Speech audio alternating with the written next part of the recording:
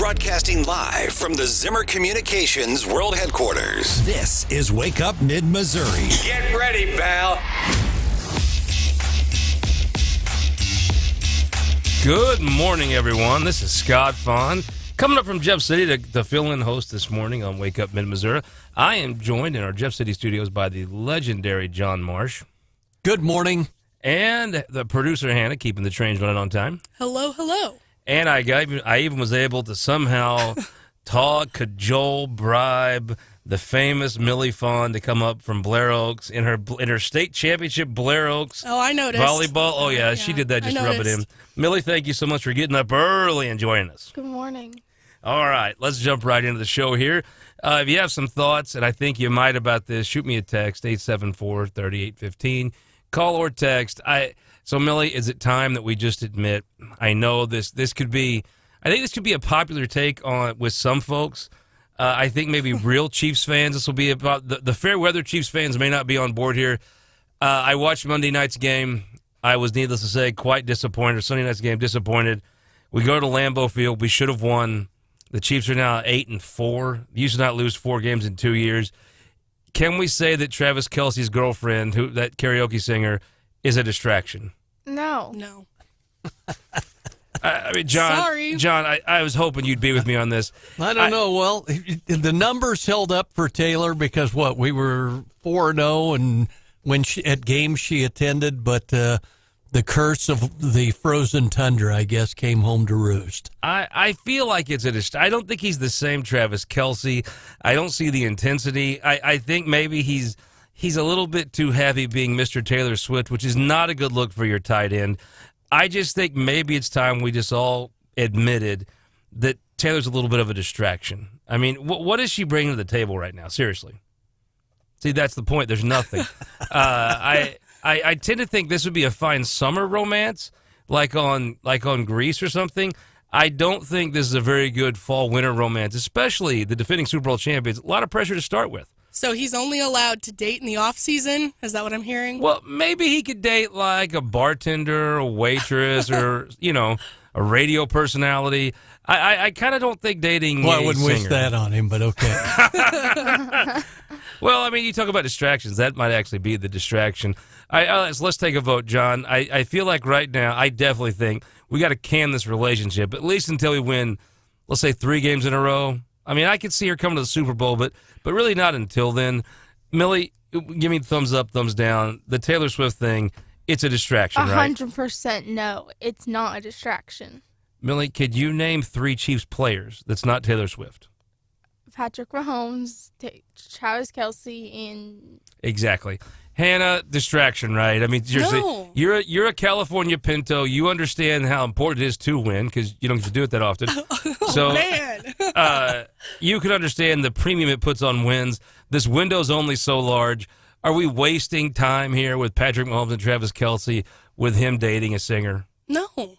Okay, John, I think I'm going to officially count this as tied because Millie can't legally vote, as you know. There you go. Oh, man. What do you think, John? Rigged. I think you're weighing in on something that might better be described for Travis as instead of you belong with me to be a cruel summer.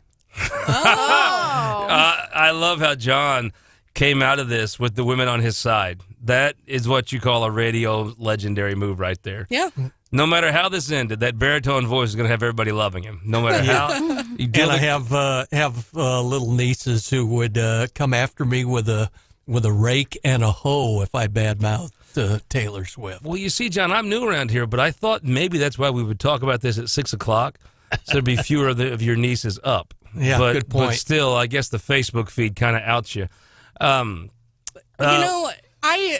It's fun to talk about Travis and Taylor, right? There's a lot of really crappy stuff going on in the world, and it's kind of a fun distraction. It's boosting the economy in Missouri because more people are buying Chiefs tickets. You mean Missouri? Okay, alrighty. Here's the thing. I think Taylor can stay if she'll pronounce the state right. Well, the other thing is... No, because you pronounced the state wrong. That's disrespectful to the Missouri Indian tribe that the state's named after. No, it's... Exactly. Yeah, that's you disrespecting it. Man, we are getting into it. It's 6:12. already this morning. If you're gonna come wake up in Missouri, I say you come hot. Hot Take Central right here. Let's talk about we get the bottom of the hour.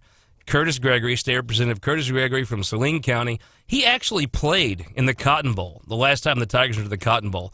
By the way, the last time the Tigers went to the Cotton Bowl, they whooped Arkansas. Now they whoop Arkansas. It's just a regular occurrence. It's just the Thanksgiving tradition, turkey, stuffing, and whipping Arkansas. But back then they had Darren McFadden. They had a lot of great players. He was part of the offensive line that set the Cotton Bowl record. Then after that we have we'll have the Attorney General Andrew Bailey coming on at 7. Bottom of 7:30, we're going to have Mun Choi, the president of the University of Missouri System. John, can you remember how terrible the university was before Mun Choi? I mean, it was about as low as I've ever remembered it. The protests on campus, and the football team didn't want to play, of racism and all that just stuff. Constantly some kind of drama. And I tell you, I don't know how you run a college, but I would say Mun should teach a class in it. It is in the best, personally, I think it's in the best position I've ever seen it in my professional lifetime. And Mun, it's a team effort, but I mean, he's been the leader of that team. And it was always fun when I was a student at Mizzou. You'd see him around all the time. Like, he was actually on campus interacting with students, and I always thought that was pretty cool. Oh, one day, so we're at the tailgates, right? And we're having a great time, and it's still warm, it's nice. Mun's walking around in his yellow jacket, and I offered, there was this kid wanted a picture with Mun, so I was like, give me your phone, pal. So I was just going to take a picture, right? Be a good Samaritan, just a nice, simple hillbilly. I know where this is going. You never get to stop. Nope. No, what students want a picture with the college president? Maybe that's a thing, but I've not really seen that be a thing. I took pictures for 20 minutes. I just had to say, look, I'm out. I'm done here. I got to stop. You should have started charging for your services. See, you missed an opportunity. That's a good idea. I should have thought of that. Millie, where were you at there? You had to pick me up. No, I didn't. I like how she doesn't hold back. She just pops the balloon. Yeah. Then we're going to have Crystal Quade on, the Democrat nominee for governor. I'm excited about that one. I'm going to tell you, it is one of those things. My assumption is there are many of our listeners who will not agree with Crystal about public policies, which is totally fine. But I'll tell you this. She will answer the questions intelligently. She's a very good public policy maker. You don't have to agree with her conclusions to appreciate the fact that she knows what she's talking about. I've enjoyed covering her from the Missouri Times since she got elected. She's a thoughtful person, and she passes a couple tests. Can she run a credible campaign? Yes. Do the Republicans need somebody to challenge them and keep them honest in the opposition? Yes, they do.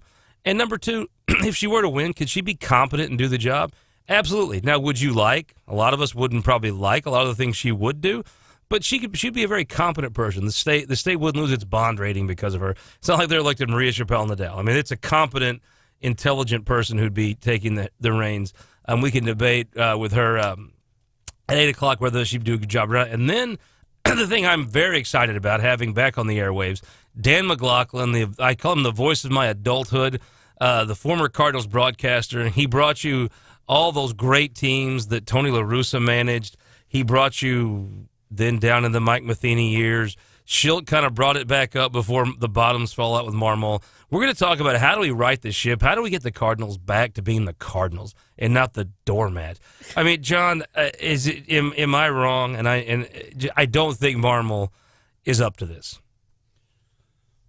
This is the biggest job in the Western Hemisphere. He's the leader of the free world.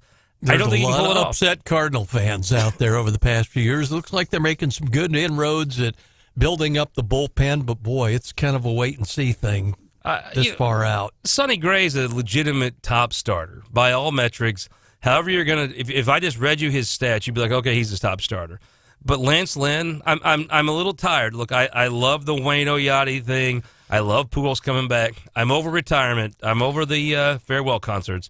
I want top 50 hits, top 10 hits. I want the top hit. I want a World Series. Did you know, John, there are people in this world that are in, I believe, what grade? They would be in junior high now that have never saw a Cardinals World Series win.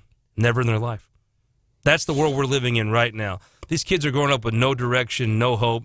We're going to talk with Dan McLaughlin at 8:30 how we turn this around. I mean, I know it's December, but I mean, I don't stop being a Cardinals fan really for even Thanksgiving, really even for Columbus Day, even when we're eliminated. So we're going to talk with Dan McLaughlin. It's going to be fun to hear Dan's voice back on the air about 8:30 this morning. Cool. Now, let's see. I just got an email from somebody offering me to watch the fourth Republican debate. I think it's the most erroneous thing. Just cancel them. If you don't have the Donald in, just cancel the things. So we're going to come back. I want to get Hannah's perspective. We will be carrying that on 93.9 The Eagle tomorrow night, 7 to 9 p.m. Well, I think we should debate on whether we should listen. After we come back, we'll be back here. News Radio 950, The Eagle 93.9. We'll be right back after this.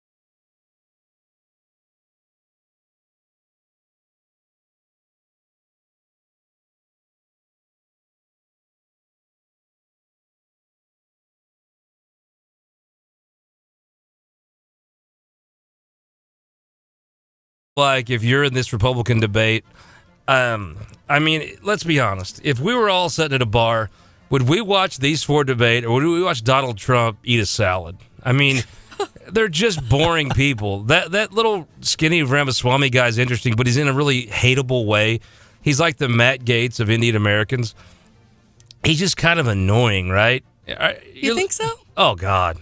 I mean, he just looks like the kind of guy that would promise, he would tell you anything in the world to get you to give him a ride, vote for him, let him borrow $5. So like any other politician? Except more Weasley and more skinny. Okay. I don't trust skinny people. I don't think you should either, by the way. I like Chris Christie. I think he's funny, but us fat guys got to stick together. I think Nikki Haley could actually be president. I mean, she seems like she's got the judgment, too. DeSantis just seems boring. Millie, do you know anything about these people? Except we did go to Florida during COVID, and we all loved it. He did do a great job of ignoring COVID during COVID. Right? You remember we went down to Destin, how nobody had to wear a mask? No. It was so funny. We saw these people that you know came from the cities, and you know they wore a mask because they thought it was like the self-righteous thing to do. They get to Florida, they're like, woohoo, freedom. Yep. No more of this mask stuff. Florida was kind of like the wild, wild west of the United States. And in Missouri, the Lake of the Ozarks was the wild, wild west. The lake, I think the lake is still benefiting from their tremendous COVID policies, a.k.a. no COVID policies. Great job by them. So if you're talking about a debate, I just don't think there's anything that could be said during this debate that anybody's going to find, oh, I'm not voting for Trump now. Like, I like political theater, and I think it's interesting to watch Chris Christie throw some barbs, and I think it's awesome. We're going to air it here on the Eagle tomorrow night. Nikki Haley looks like, I guess the question I would have, Hannah, has Trump ruined politics for people? I mean, after the bar of Trump being so amazingly interesting, I mean, when he called Jeb Bush a wuss, I mean, I looked at him like, yeah, I think he's right. I think Jeb Bush comes off a little bit like a wimp. When he said crazy Ron Paul, the guy looks crazy to me. I mean, it's just, could anybody top the interest? John Marsh, you've covered a lot of politics. Has Trump ruined it for everyone? He's, like you said, I think the perfect phrase you just said, he's definitely raised the bar. If you want to play with Trump, boy, come on in, the water's warm, right? I mean, Nikki Haley's kind of cachet is, I'm a serious adult, and I could actually be president of the United States. I think she's the kind of person that carries herself in a way that could be president. Nobody wants to see that. They want to see someone throw a pie in someone's face now, right? Unfortunately, I think you're right. No one really cares about actual policies anymore. Oh, God, no. They care more about, the burns and the disses that they see on the debate stage.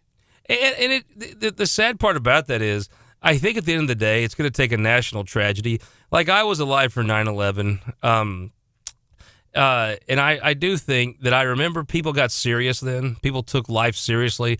They took government seriously for about 20 minutes. I think it's going to take a national tragedy for us to take it seriously. Until then, it's just going to be who can throw the pie in each other's face, who can give the most, as Millie would call it, is it sick burn? Did I say it right? No. Absolutely not. Awkward. Okay, well, I was trying to be hip and impress my daughter here. Obviously, that fell. I tried to explain to you what hip was in the car, and you still don't get it. Well, Millie, I've always said if you're still using the word hip, you're not hip. Exactly. You're not. Well, okay. Well, I feel like we should have the sad trumpet play. Millie did try to educate me on one of the terms the kids use these days. It was Riz. Oh, man. That's the word of the year from one of the dictionary websites. Trey Fauché was in with Mizzou College Republicans. Okay, Trey's probably hipper than me. For sure. Yeah. I was going to say, what? And Trey and I had to attempt to explain to Stephanie Bell what Riz was. Okay, maybe you can explain it better because I was trying to explain it to him and he doesn't get it. I'll read you the definition that I gave. I'm already nervous if Stephanie didn't get it, who I also think is far more hip than me. That's already giving me hipness anxiety. I told him it's compelling attractiveness or charm that can inspire devotion in others. Yeah, I kind of said it's like someone's game, like if they're kind of trying to so like flirt. Yadier Molina. Yeah, kind of. Like if you see... Scamming the ladies, the angle plays into it. Okay. It's like if you see a guy really turning on the charm to try to impress a girl at the bar, like he's risen her, right? Yeah. Like he's trying to woo her. So would this be sort of like Kurtis Gregory from 10 years ago, Cotton Bowl winner, trying to scam on Kella, his now wonderful wife, he would have to turn up his Riz. Is that Yeah. what we do? Oh, yeah. Ah, I'm getting it. I'm getting it. It's like his Right. game, you know? Okay, but don't start using that word around the house, please. I don't know. I may get me an Urban Dictionary and just start dropping Oh, these. boy. Don't get on Urban Dictionary. I'm either. so sorry, Millie. What I Yeah. might need is instead of, you get a calendar of the day for Christmas if you're really old. Maybe I need like a hipster calendar of the day, word of the day, where I can So just like an pull it. advent calendar. Yeah. you Yes, could- an advent calendar for nerds. Or old people. Yeah, I was gonna. Well, we could do It that. was yes. explained to me that Riz comes from the word charisma. Yes, it does. Yes. Okay. so I there- did not learn that Oh. until just yesterday. I didn't know that either. So I think if you're watching, you can watch this now on Facebook, on the internet, YouTube. I watch on YouTube most mornings. If I adjust these headphones just right, it covers up the gray in the sides of my hair. And I think that would up my I riz. wear the really big headphones. I think that would truly up my riz game. We're going to check in on No, Curtis. you don't need to riz. I don't need a riz. You are no. I don't know if that's There a you go. compliment or if Scott I've got got to game already, ladies and gentlemen. Yes, that's what I'm going to go with. Thanks, Millie. Oh, boy, saved by the break here. I'm telling you, we're gonna check on my buddy Kurtis Gregory. State Representative Kurtis Gregory is going to be joining us. Cotton Bowl winner, former Mizzou lineman, is going to be with us after this.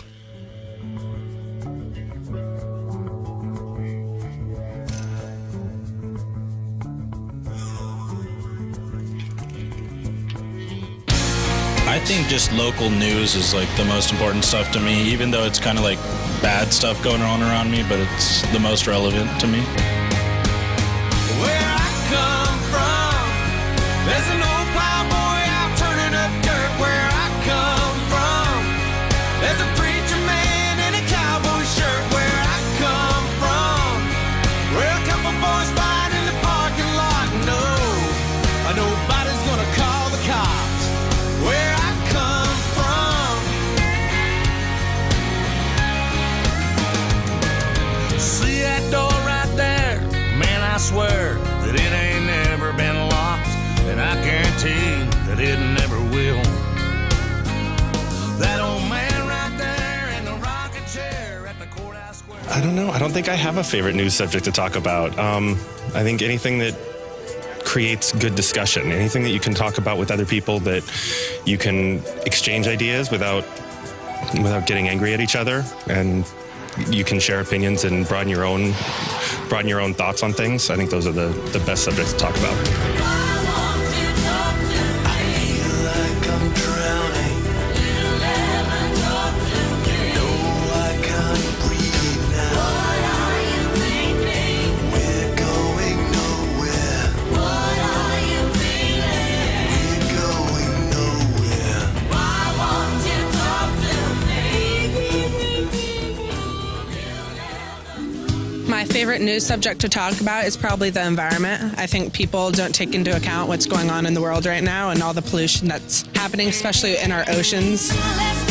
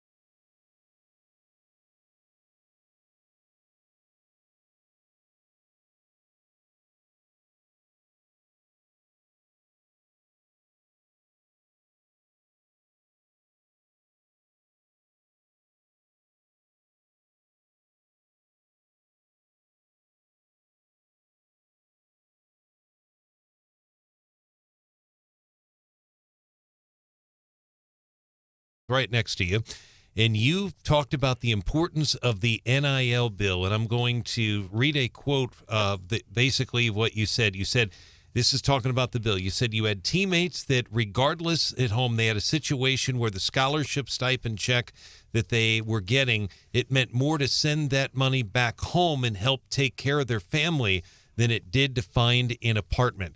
End of quote. What you were talking about is you were fortunate enough to have your parents come see you. And with the NIL, before that, a lot of these kids, their parents were never able to see them until senior day. Let's talk about that. I think that's worth mentioning. You brought it up that day. Oh, for sure.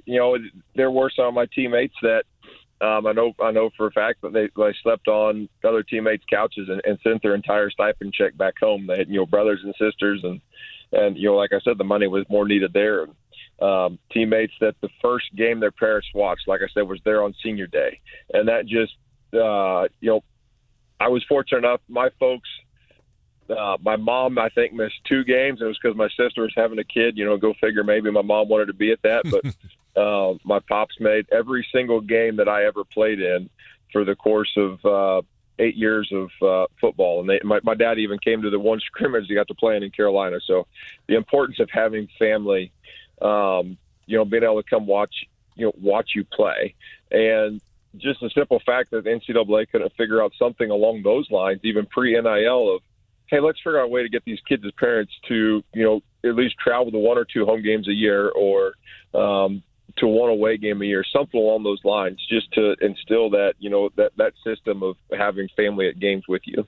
Yeah, the only thing I would mention, Representative and Scott, is this very important, because I think it gets lost a lot in the media. When Representative Gregory sponsored that bill, a lot of attention is on Mizzou football and basketball. By the way, it affects all the other sports. But it impacts student athletes across the state. It could be at Southeast Missouri State, it doesn't matter, but that's the way the bill reads. Well, without you passing that bill, there is no way Mizzou's in the Cotton Bowl. There's no way they have 10 wins. There's no way they still have Luther Burden. I mean, that's just a fact. If you don't pass that law, we're not having the fun we're having watching Mizzou sports right now.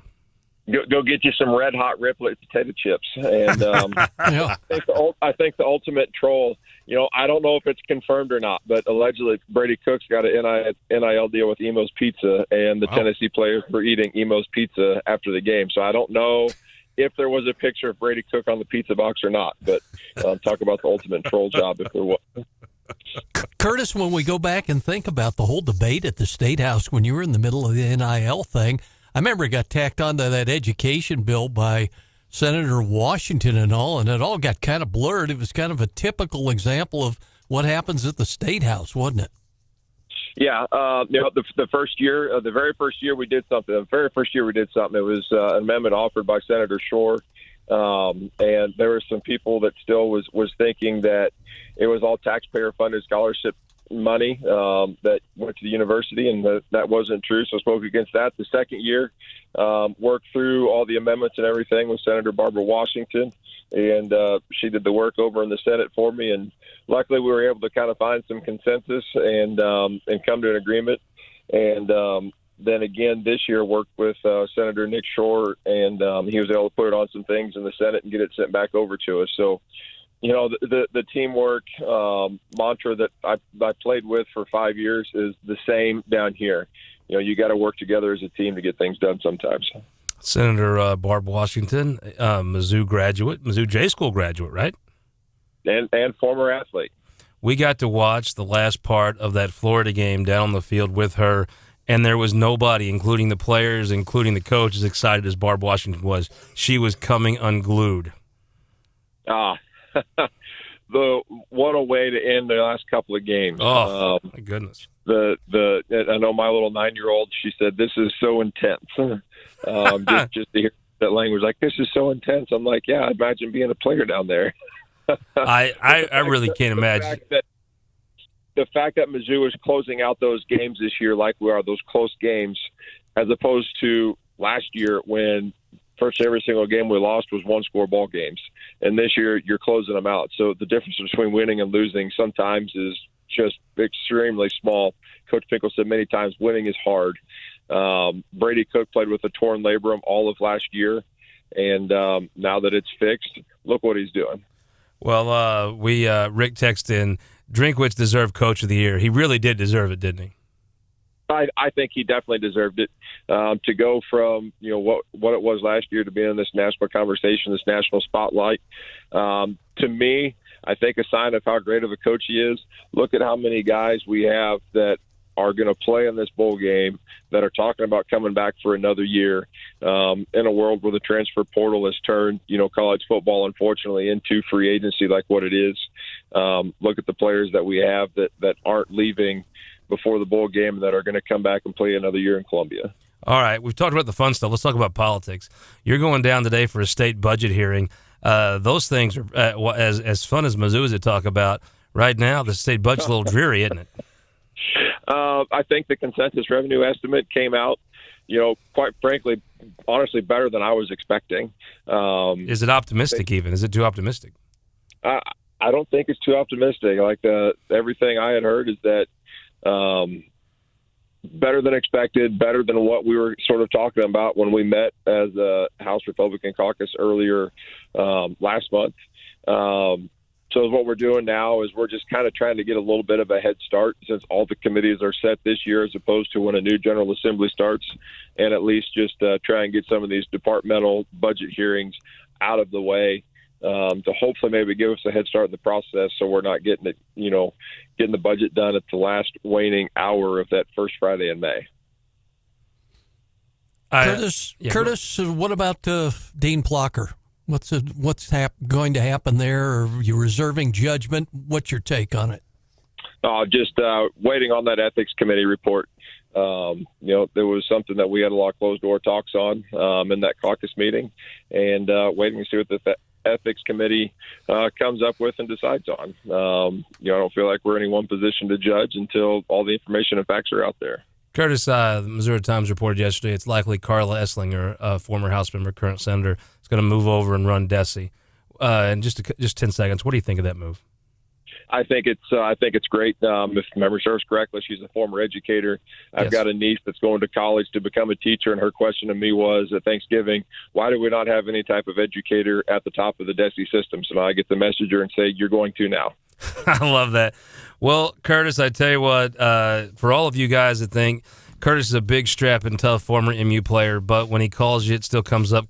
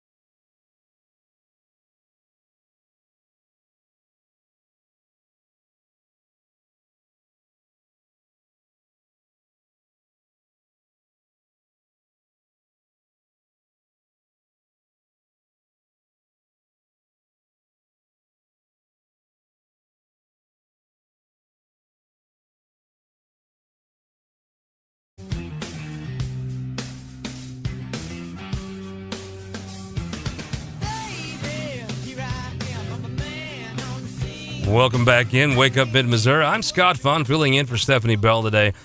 It's like she's like the Carmen Sandiego of friends of mine. I never know what exotic location Stephanie's going to be in day to day. I can't even keep track of it. I had my daughter Millie here with us. She's falling out. She has a new respect for how early Hannah and John get up in the morning. Speaking of John, we're joined by the radio legend John Marsh. Thank you for sticking around with us, sir. Yes, sir. Good morning. And Hannah, keeping the trains running on time. Trying to, man. I tell you what, Kurtis Gregory's a good guy. He's like your solid person you want making decisions in government. Doesn't run too hot, doesn't run too cold. Plus, being a former Mizzou linebacker, Cotton Bowl winner, and record setter, that doesn't hurt anything, does it, John? No, he opened up a lot of holes for Chase Daniel's offense back in the day, didn't he? Oh, man, I'm telling you. And what a fun time to be a Mizzou fan. And what I forgot to ask him, but I think I know the answer. I assume he's going back, right? He'll be going to the Cotton Bowl, where I just looked at the line. Ohio State favored by 2.5. I don't know. I feel like tickets are all gone already. All of Mizzou's allotment is gone, but I think they have the game now at the big Cowboys AT&T Stadium, right? I would be shocked if they sell 100,000 tickets for the Cotton Bowl. Yeah, good point. You can still go down and get tickets. You just won't be able to sit in the Mizzou area, but I think it's going to be fun. Millie, while I've got you on the radio here, are you interested in going to Dallas for the Cotton Bowl? Yes. Maybe. Hannah, do you by chance need a Cotton Bowl correspondent from down on the like scene on in the Dallas? scene reporting would be cool, yeah. Yeah, I think maybe. I got you. You could even do a little play-by-play for us. Okay. Maybe we can get you on KWOS for their coverage of the game. Oh, nice. There you go. You could. I don't. The look on Millie's face is priceless right now. Like, uh-oh. I don't know if sideline reporter works, but maybe just on the scene correspondent. John can give you a few tips, coach up. Maybe get one of the mics with the cool little flag on it. Yeah, here you go. I'm feeling it. Later this morning, coming up, we have Andrew Bailey, just endorsed by Eric Schmitt. John, I was surprised if you look a little deeper in Republican politics world. Eric Schmitt's in Washington now. Most Washington folks are for Scharf, Andrew Bailey's opponent. They share a consultant in Axiom Strategies. Scharf and Schmitt, but Schmitt comes in and endorses Andrew Bailey, the Missouri farm boy, the war hero. I've not seen very many people spend much time in Washington that aren't for Scharf. I haven't seen very many people spend much time in Missouri not for Bailey. I was kind of impressed by Schmitt. That took some guts. Yeah, it kind of came out of left field a little bit, I think, for a lot of people, Scott. Really early on going an endorsement for that, but boy, he spoke from where he feels. And I think part of that, the old Polk County sheriff, I think, Eric Schmitt was going to find a way to succeed no matter what, probably. He's just, when you covered a lot of these guys, Eric was just talented. He was on a little bit different political level of talent than a lot of other folks. But it was the old sheriff that appointed him from treasurer to AG, and he ran with it with gusto. Many of your news headlines included Attorney General Eric Schmitt. He did the same for Bailey. I wonder if the old sheriff wasn't back in there somewhere helping make that happen. Yeah, I mean, you could be. Maybe he was looking for a key center for his pickup basketball team, too. Whoever landed Schmitt in any sort of Schmitt's like, I don't know that Schmitt's athletic, but he's like politically athletic, right? In a world of politicians, it's like he was pretty athletic in the congressional baseball game with his big triple. Exactly. I think he's an all-star for political athletes, right? It's like a special asterisk, right? I don't know that he would compete with like a great high-level slow-pitch softball team, but with a team of politicians, yeah, I think he's right there at the top of the heap. Mizzou's well represented there. He got more game than Jay Nixon had on the hardwood at any time. Oh, you're digging a hole there. Those are fighting words. Oh, man. I tell you what, Carl Esslinger, the Missouri Times reported yesterday, it's likely that she'll be named as the new head of DESE. I think she's going to start in July after the legislative session. John, you've covered a lot of politicians. She just has that Southern Missouri horse sense. I think, there's a lot of folks wondering what good DESE is. A lot of the education establishment people are wanting to just end DESE and just get it out of school's hair. She seems like, if everything goes to plan, the right person at the right time. Well, like your niece said, I mean, she's got the bona fides. She was a teacher and a school superintendent and worked for DESE in the past, didn't she? She's worked for DESE. She's worked for, I think, the national department, which gives a different view. People forget, you can always. I just kind of found If someone accuses somebody else of being in the swamp, that person's in the swamp, right? Both their feet are wet while they're talking. You do need to have some knowledge of the bureaucracy, and most of the money that comes through the state. I mean, Kurtis Gregory is going down to the state budget. Of that ag budget, how much of that is just federal government money sent to the states to spend? It's not like they're deciding if they cut taxes, that won't affect that money because it's federal money. And a lot of DESE stuff is that federal money. I think more than anything else, it's the credibility she brings. It's a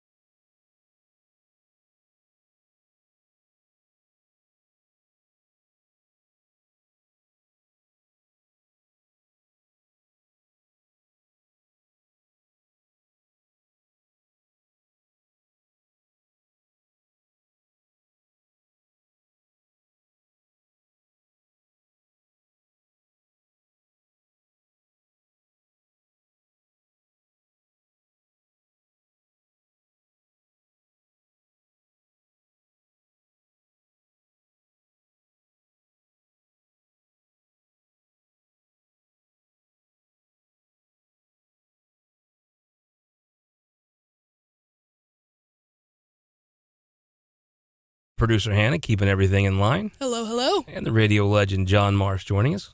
Good morning. And now we're going to bring in the Attorney General, the state's top lawman, the John Wade of Missouri, Andrew Bailey from Montgomery County. Welcome to Wake Up Mid-Missouri. Hey, Scott. Thanks for having me on. Big news over the weekend. Eric Schmitt, probably the most popular office holder in the state, the most popular conservative office holder for sure, come out and endorsed your campaign for Attorney General. Big shot in the arm, right? Yeah, that's huge. I mean, look, results matter. And if there's one thing Eric Schmitt values, it's getting things done. And I think he's seen what we've done for the last year. We inherited a legacy of excellence in that office that he left behind and carried on so much of the initiatives that he started and pushed forward our own that were aligned with his. And so I think he sees that. He sees the wins we've scored for the people of the state of Missouri and places a high value on that. So we've got a lot of momentum with us, and we're going to keep fighting and winning for the people of the state. Well, I mean, there's a lot of commonalities between the two of you. I mean, you were both appointed by Governor Parson. A lot of the lawsuits that you've been bringing to and actually seeing success in were filed by him when he was AG. Walk me through a couple of the things that you've taken the baton from him on and are now seeing and actually taking to court and seeing wins on. Yeah, well, the first and foremost was the student loan repayment case, putting a stop to President Biden's illegal attempt to saddle working Missouri families with Ivy League debt. Eric Schmitt filed that suit. I inherited it. We took it all the way to the United States Supreme Court. And, you know, the last time I tried a jury trial was at the Warren County Courthouse in May of 2018. And the very next courthouse I was in was the United States Supreme Court. So I mean, it was a real incredible experience. And in case anybody's wondering, the Warren County Courthouse and the United States Supreme Court building look nothing the same. But it was a humbling experience to get to do that. And again, that was a huge win. Saved the taxpayers of the state of Missouri $44 million. That's just one example of how Eric Schmitt teed it up. We pushed it forward, and that team effort was able to deliver a win for the people of the state. He caught a lot of grief for suing Joe Biden. I think I saw him give a speech that I wake up, I sue Joe Biden, go to bed and do it again. But in some of those lawsuits, sure, you're not going to win them all. But a lot of more than I think most people thought have not been dismissed and have been coming to trial. And I think and he'd be the first one to give you a lot of credit for taking those lawsuits, not dismissing them, hanging in there, especially those lawsuits against the federal government. He got a lot of criticism for, but there's been some big wins in through that. Yeah, absolutely. Look, we put a stop to President Biden's illegal land grab with his promulgation of the Waters of the United States rule, where he was attacking Missouri agriculture. Less than 45 days in office, we filed suit on that, put a stop to it, and it prevented Biden from dictating what we can and can't do with our property. Nobody knows how better to preserve Missouri farmland than Missouri farmers. So the huge win on that. You know, we took a suit against President Biden to force him to build the border wall. The Congress appropriated money. That appropriations bill is a statute. He's got to spend the money on the wall as Congress intended. We took that all the way to the Fifth Circuit Court of Appeals, got a win on that, and are forcing Biden to build that border wall. And then the First Amendment suit, Missouri v. Biden. This is the biggest First Amendment suit in this nation's history. We've successfully obtained an injunction to put a stop to government censorship on big tech social media. We took all that evidence to court, 20,000 pages of documents, numerous depositions, got an injunction on the 4th of July, defended it twice at the Fifth Circuit Court of Appeal. The score is Missouri 3, Biden 0 in the fight for free speech. We're going to the Super Bowl. We'll be at the United States Supreme Court after the first of the year on that case. You're going to make the Cotton Bowl just like Mizzou. Brian?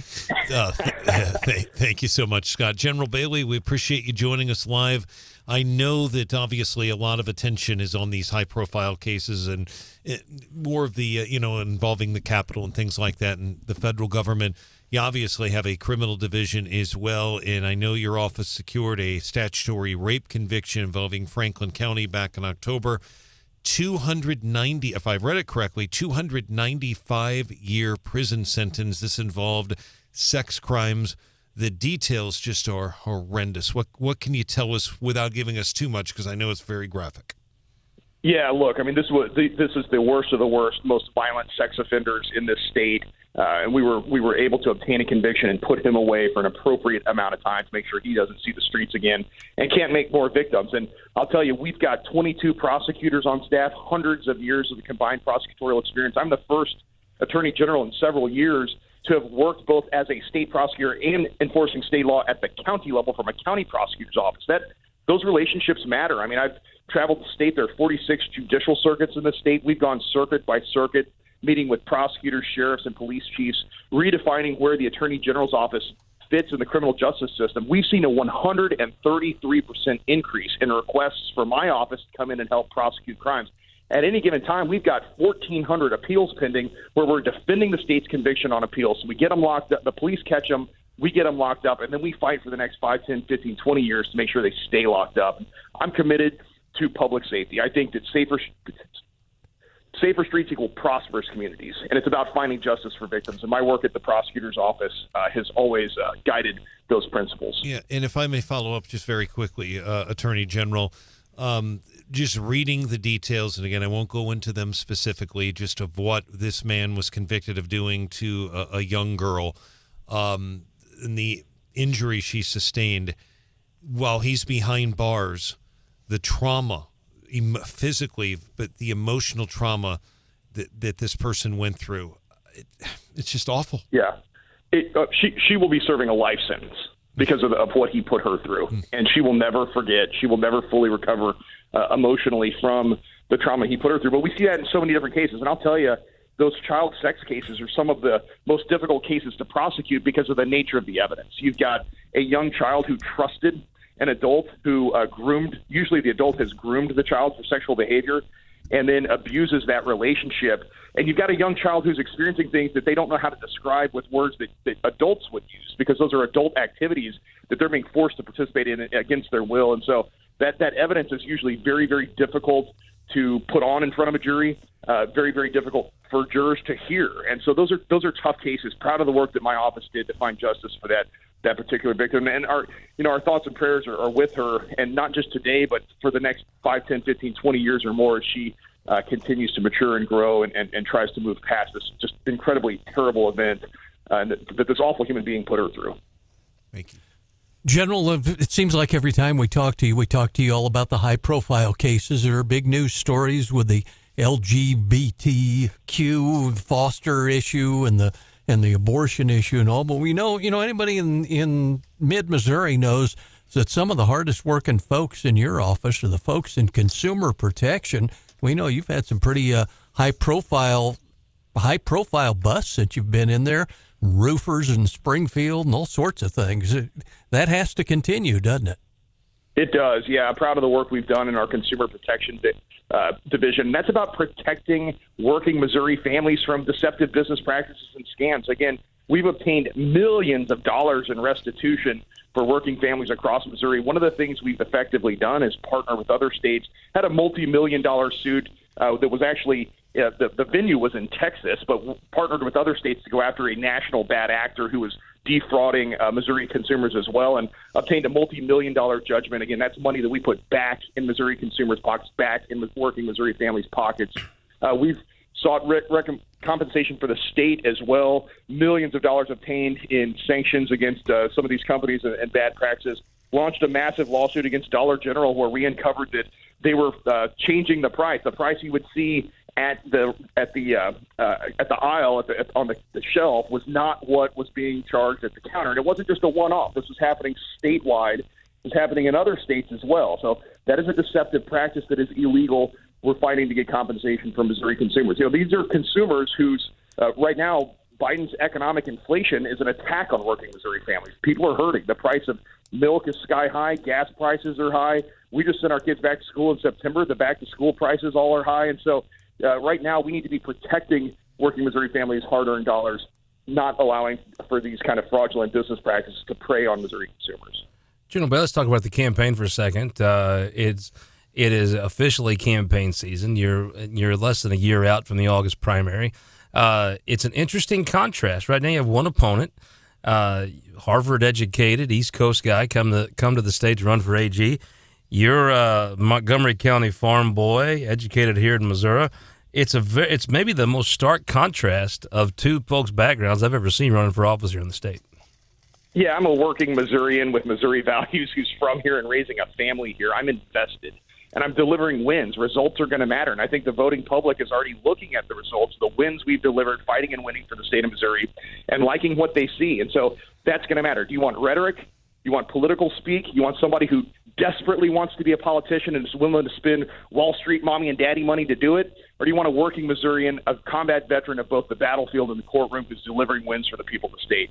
Because that's who I am. Well, still, it's going to be a lot of money from the East Coast coming here. I mean, I read the other day where when the governor was considering the appointment, the East Coast guys called Aaron Willard, the governor's chief of staff, and tried to back him down. And boy, I think they caught the Northeast Missouri out of Aaron Willard. I think he told him how to calculate the cabbage. I think there is going to be a lot of money coming from the East Coast. How do you deal with that? I mean, millions of dollars coming to essentially just kind of buy the seat for one of their own. Yeah, I mean, look, again, I think results are going to matter. I'm a fighter and a winner. I have successfully carried on that legacy of excellence that Eric Schmitt left behind. That's why I got his endorsement, and stuff like that's going to matter to the voting public. I don't think the Missourians we're the show me state for a reason. We're not easily deceived. We want to see results. That's why we're the show me state. Now, folks from Wall Street and the East Coast might not understand that because they're too busy sipping champagne in their ivory towers, and that's what we're up against. But at the end of the day, the show me state wants to see results. I'm showing results, and that's going to matter to the voting public. All right, so you're a Mizzou guy. Mizzou's going to the Cotton Bowl. I'm not narking on anyone here. I'm not trying to be a rat, but my friend Kelton that works with me, he has an illegal gambling poll. I am the only person that took Alabama this weekend. Lincoln Huff, Aaron Baker, and Mike Mahoney all took Georgia. I took Alabama, and I did take the points. I'm not bragging too much. Hypothetically, if you could make a wager, Mizzou -2.5. I like us against Ohio State, don't you?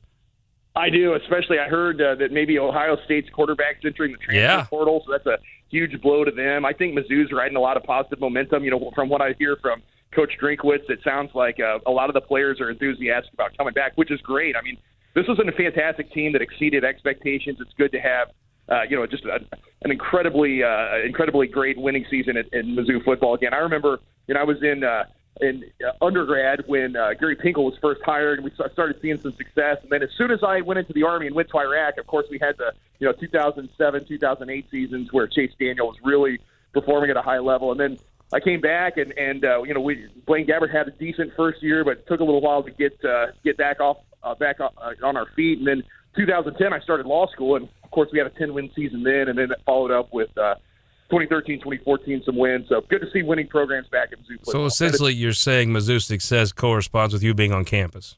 That's pretty much right. Yeah, Jeff City's only 30 minutes south of campus, so we can. I'll typical politician. Take credit for everything good that happens and deny anything bad that happens. So. There is a buzz. Robin Winokur and Drinkwitz remind me of each other. Both extremely positive. Just a great frenetic energy when they're around. Yeah, that's right. I mean, both of them have great personalities. They're uplifting, and they're highly competent. Really look up to Robin, a close friend of mine, and Coach Drink. Man, what an incredible story coming to Mizzou and getting this thing. I mean, look at his success on the recruiting trail. I mean, anybody that was following it knew he was planting the seeds that would germinate and grow into a 10-win season like we see here. And he had the confidence to stick with Brady Cook. I mean, the guy's delivered, and look at. Luther Burden III. I mean, again, a great recruiting story. He's keeping the Missouri kids in Missouri. I think it's just an incredible story. Well, General Bailey, thank you for joining us. I think you're going to want to stick around and take just a few minutes out of your busy schedule to put murders in jail. What's Hot with Hannah usually at 7:25, but today it's What Matters to Millie. My daughter is going to take over What's Hot with Hannah coming up at 7:25, which is why we have to end this so we can be on time. Millie, it would be the ultimate hypocrisy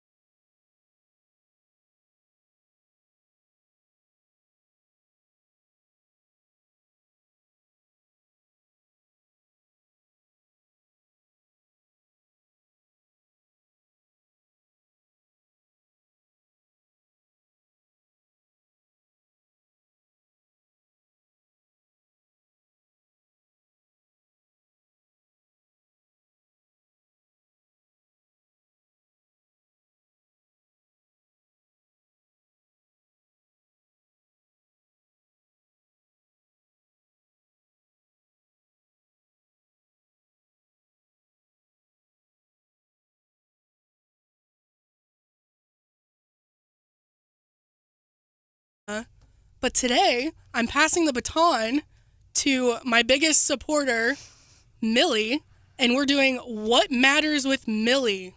Millie, what you got? Well, if you're anything like my little brother, Augustu, who some of you guys may know, then you love McNuggets, and you'll love to hear the news that McDonald's is doing a secret new spinoff chain called Cosmics. It's supposed to be smaller and is going to be a bigger rival of Starbucks.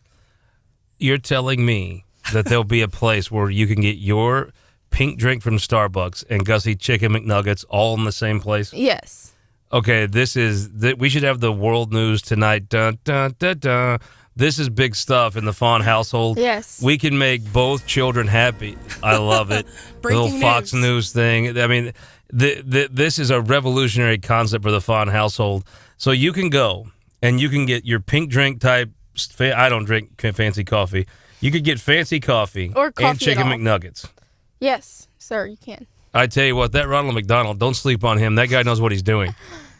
Here lately, I feel like McDonald's keeps coming out with more and more, I want to say weird, but weird stuff. Mm-hmm. All the stuff they did with Grimace this year for his birthday. Remember when they tried to do a health food kick? And I'm like, you're not health food. You're McDonald's. It's just not what you are.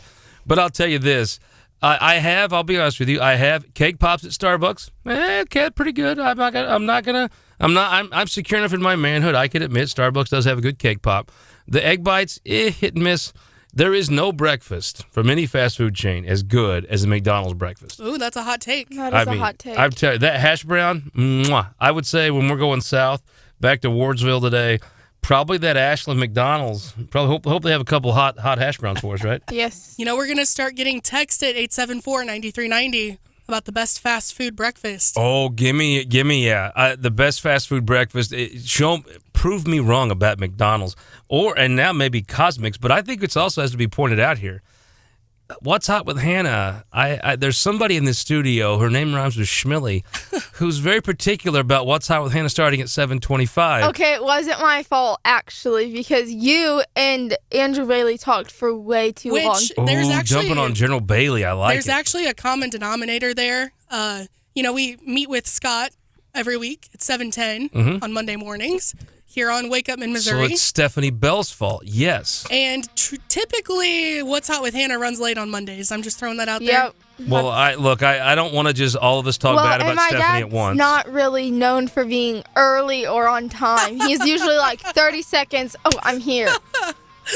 All right, we're going to come back with a guy that's open.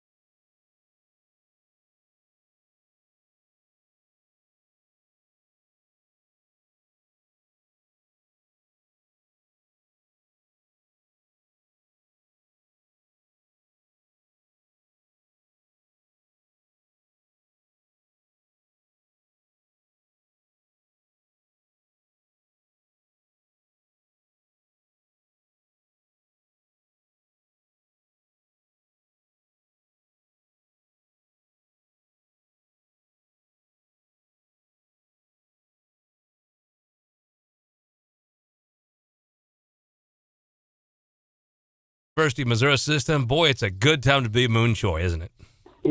Well, it's a good time to be a Tigers fan, ain't it? Scott, great to talk to you. It is. There's an energy. It's almost like a triumphant.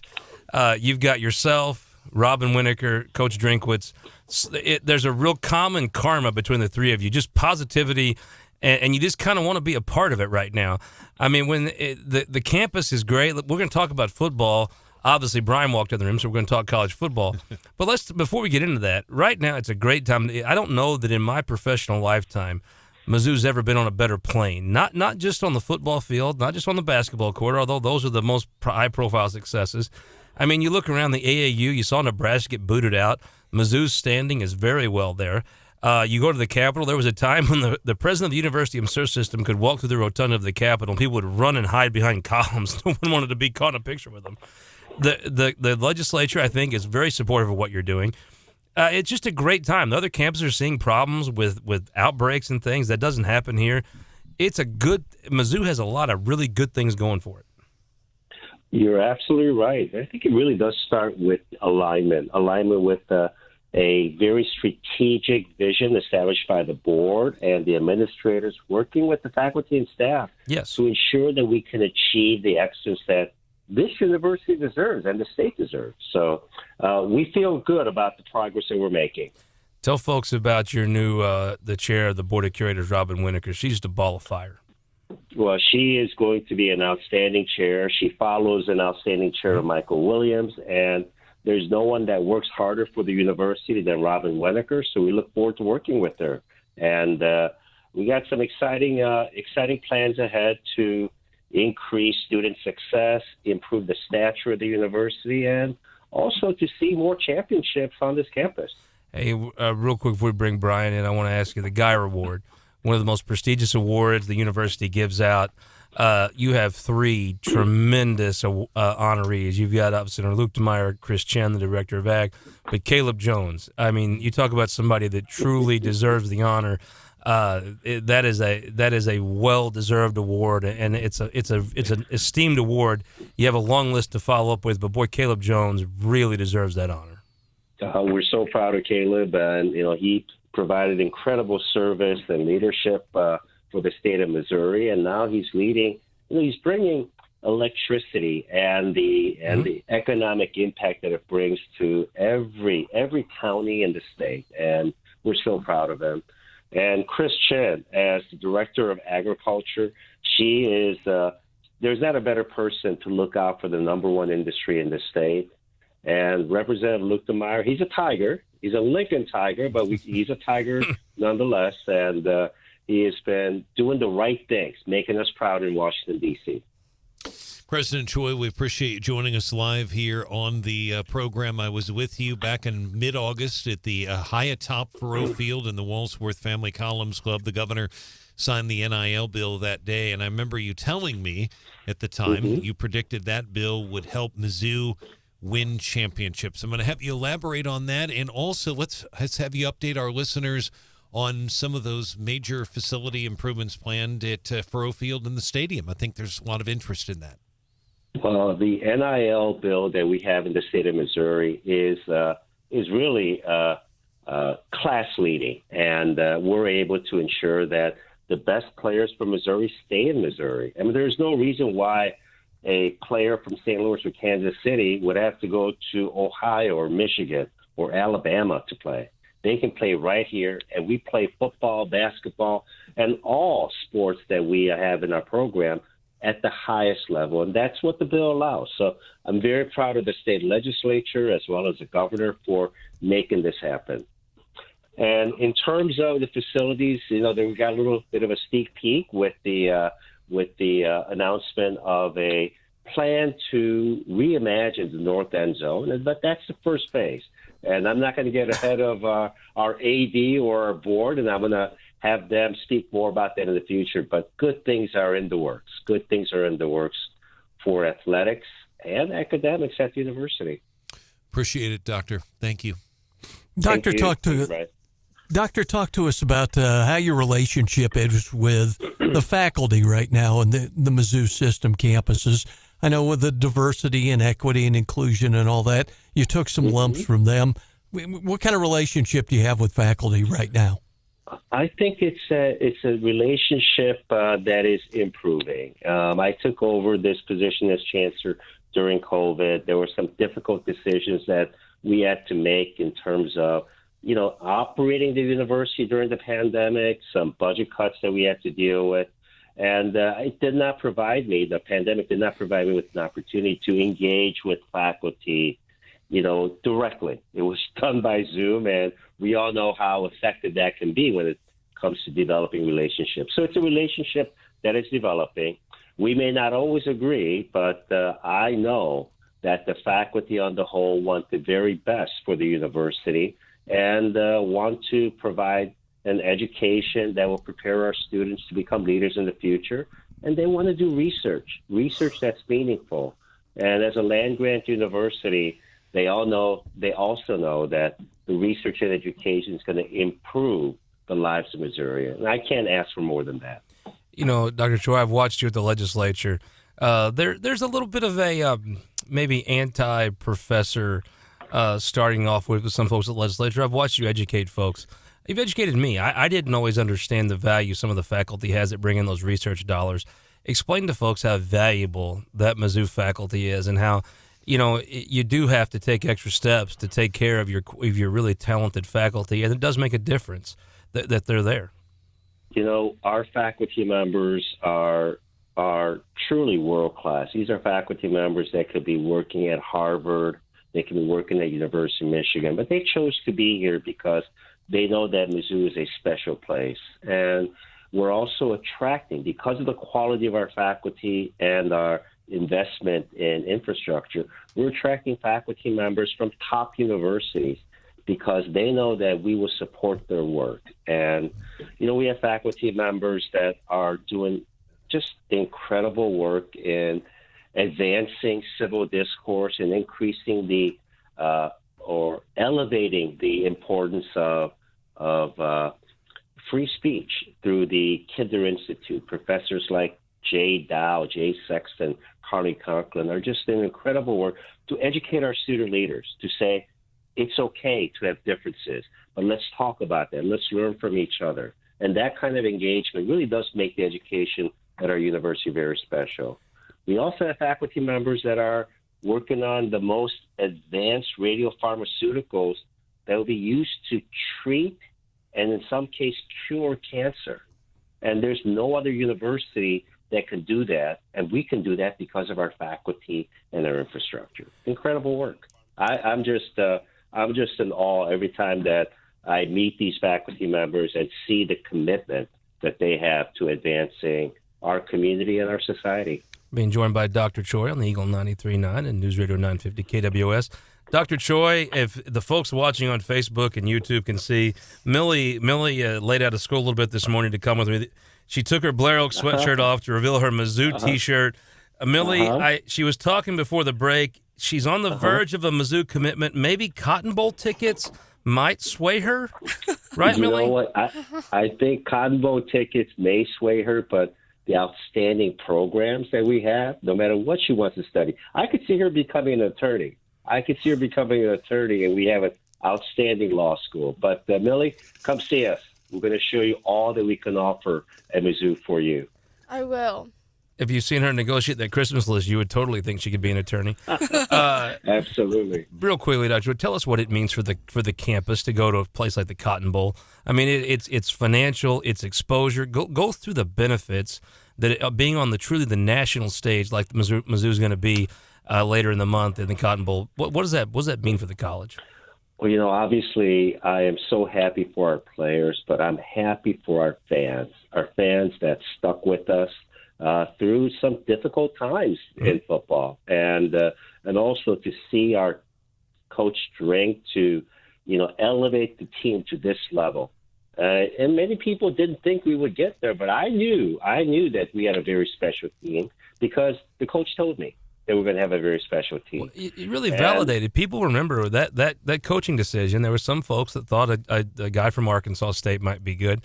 It looked like you guys kind of were going down that path. You put a little pause in it, and you went to Hampton, North Carolina, and got a guy that I'm sure Brian Hauswirth knew all about, but the rest of us normal people that aren't that intelligent, I'd never heard of Elijah Drinkwitz. I'd never heard of Appalachian State, frankly.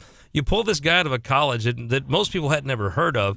I mean, that took some guts to stop your process and go get – I mean, if you stopped your process for Nick Saban, that's one thing. You stopped your process and went and got a guy from Appalachian State. That took some vision.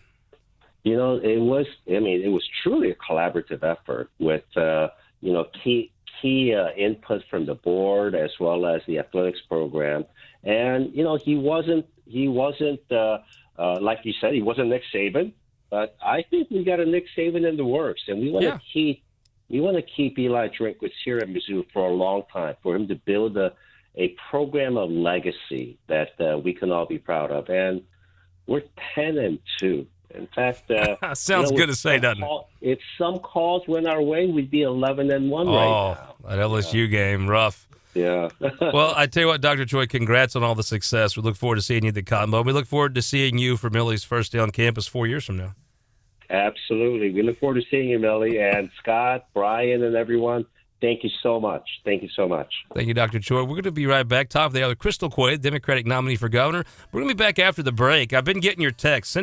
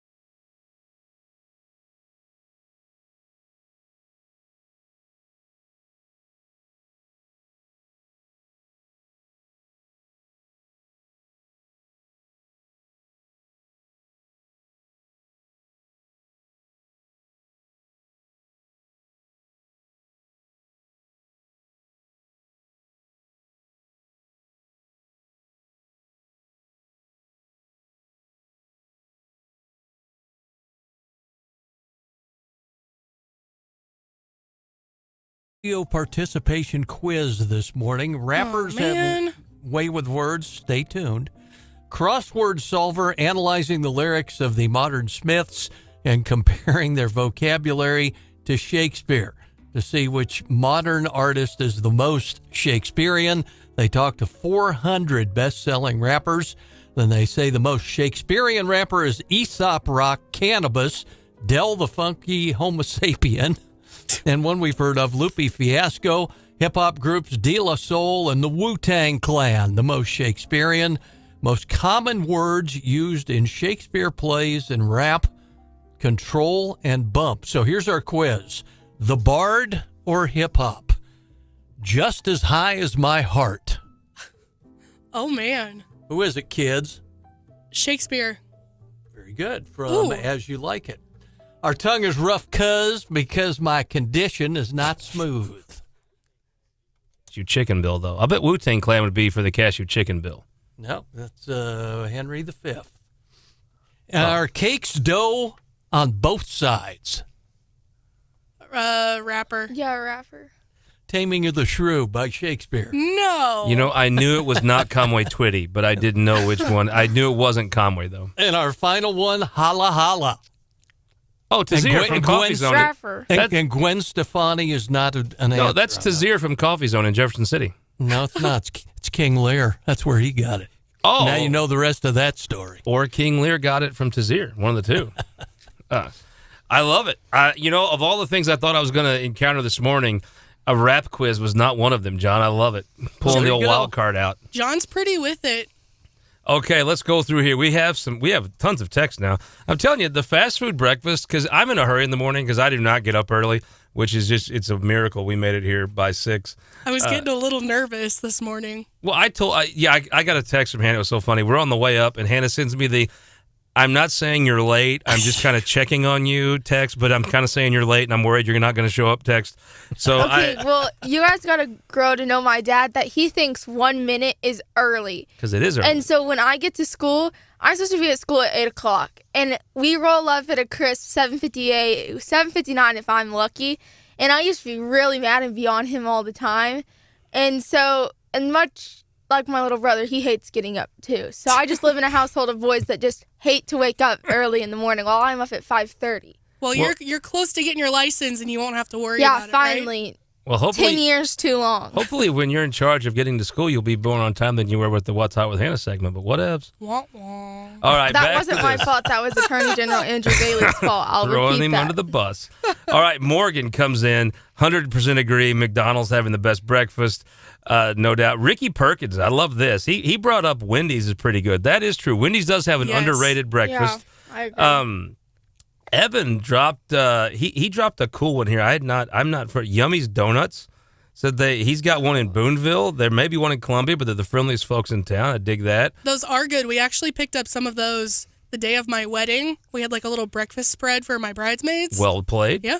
All right, now this is our buddy Jim Madigan. He really didn't care about the breakfast, but he brought up that Moon needs to clean up the J School was what his thought was. Then Sandy Paulson, got to have McDonald's for fast food. We have one vote in here for the breakfast biscuits and gravy at Hardee's, which I will agree with is outstanding. Yuck. Oh, I'm a big fan of the biscuits and gravy at Hardee's. But then my man James comes in. He's American flag from Missouri. He brought up the sleeper pick that I think is going to be the top one, Casey's Pizza. Yes, very, very breakfast good. pizza. Breakfast pizza is better than that. That is wonderful. I used to buy that for Millie every day. Every single morning, to the point where I got so disgusted. I didn't want to tell my dad, so I would just hide it in my backpack. Well, it started smelling terrible bad, terrible. And my mom found it one day, and she's like, Millie, why do you have so much pizza? And I was like, it just breaks my heart to tell my dad that I don't like it anymore because I like that he likes to do something with me. Oh, that's sweet. And then we have Stephanie Bell chiming in from, I don't know, Bora Bora, Aruba, Monaco. Japan. Who knows, yeah. She agrees with McDonald's is the top fast food breakfast. Look, these are great choices. The Casey's is a solid run. Oh, Brad's coming in here. Chick-fil-A. Okay, Chick-fil-A. Yes. I actually prefer Chick-fil-A breakfast to Chick-fil-A dinner, kind of like with McDonald's. Same. But I even though Chick-fil-A is a solid pick. I'm kind of with you, Brad. Well, and it's funny that Stephanie said she likes McDonald's breakfast because Stephanie doesn't like sandwiches. And I feel like that's most of the breakfast menu. Yes, that would be the entire menu outside the hash browns. But those hash Anybody browns... who's been down And the deep hotcakes. south might vote for Crystals. I've heard of this, didn't know it.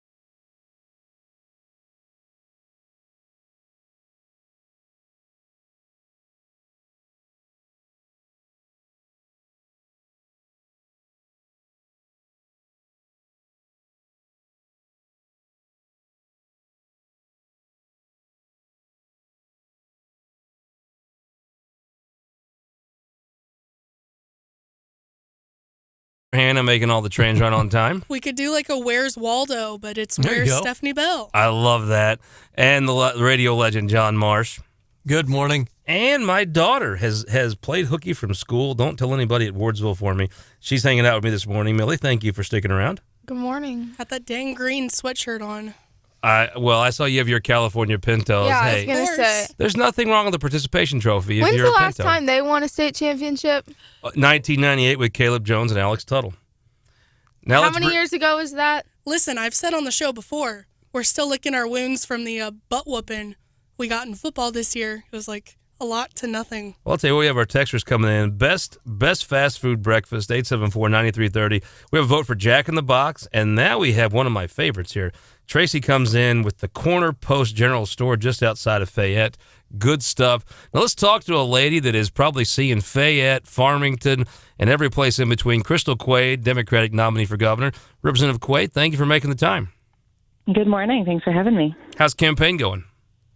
It's going great. I'm having a really good time. So I saw you were down at the Farm Bureau meeting, and that's going to surprise some folks for a Democrat to be at Farm Bureau, but I happen to know you, and you're a Webster County gal. How was your visit with the Farm Bureau? Oh, it was awesome. And yeah, definitely the first Democrat to be there in quite a while, but I had a really good time. I heard the reception was very warm. It was, yeah. The truth of the matter is, people don't quite, if you start counting votes in the Missouri General Assembly, if you want to do something for ag, the suburban folks have turned harshly and just stabbed the rural Republicans in the back.